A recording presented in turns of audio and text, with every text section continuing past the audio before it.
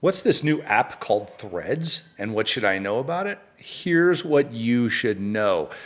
Yesterday, July 6, 2023, Mark Zuckerberg and Instagram, Meta, released an app called Threads, which is a direct competitor of Twitter. Now, Twitter has about 450 million users, and it's been around since 2006. In fact, July of 2006. So roll back the clock 17 years, and Twitter started as a micro-blogging app.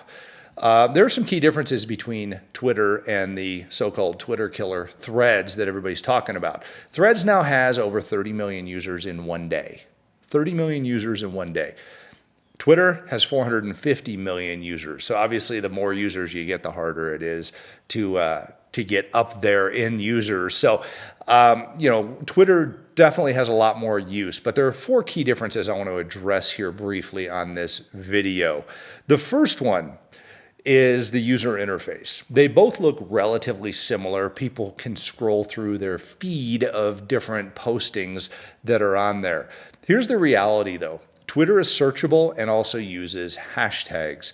Threads, you can only see what you can scroll through. You can't search for particular information, but you can search for a particular person. So maybe you want to search for a news channel or a sports team or a particular influencer or something like that. But ultimately, Twitter really has a leg up because there's a lot more information that is searchable on Twitter. Hopefully Threads will switch over to this because I don't want to just sit there and flip my thumb through and see what shows up. I'd rather be able to look for something specific. Other differences, three other differences about the content that you can put in Threads and Twitter. So Twitter allows you to upload 280 characters of text for unverified accounts, meaning you don't have the blue check mark. It's $11 a month if you want to get the blue check mark. I'm not going to pay $132 a year. I think you can get it for like $115 if you buy it yearly. Not interested in doing that. And I only have 2,800, 2,700 followers on Twitter. If you're watching this, go follow me on Twitter, Adam Contos CEO. But ultimately, 280 characters versus on Threads, 500 characters. So almost twice as many on Threads versus Twitter. That's a lot of characters, but a 500 character article is not over the top when it comes to consumable.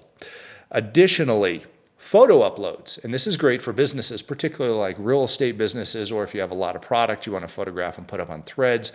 On Threads, you can put on 10 photos, Twitter, 4. So 10 versus 4, more than twice as many goes to Threads there.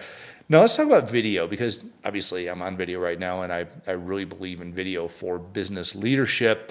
Threads, you can upload 5 minutes of video. Twitter, you can upload 2 minutes and 20 seconds. 2 minutes and 20 seconds. So more than twice as much goes to Threads. This is going to be an interesting battle. I know Elon Musk has sent a cease and desist, or the folks at Twitter, the legal team has sent a cease and desist to Meta saying, hey, you ripped off our user interface and the concept of Twitter.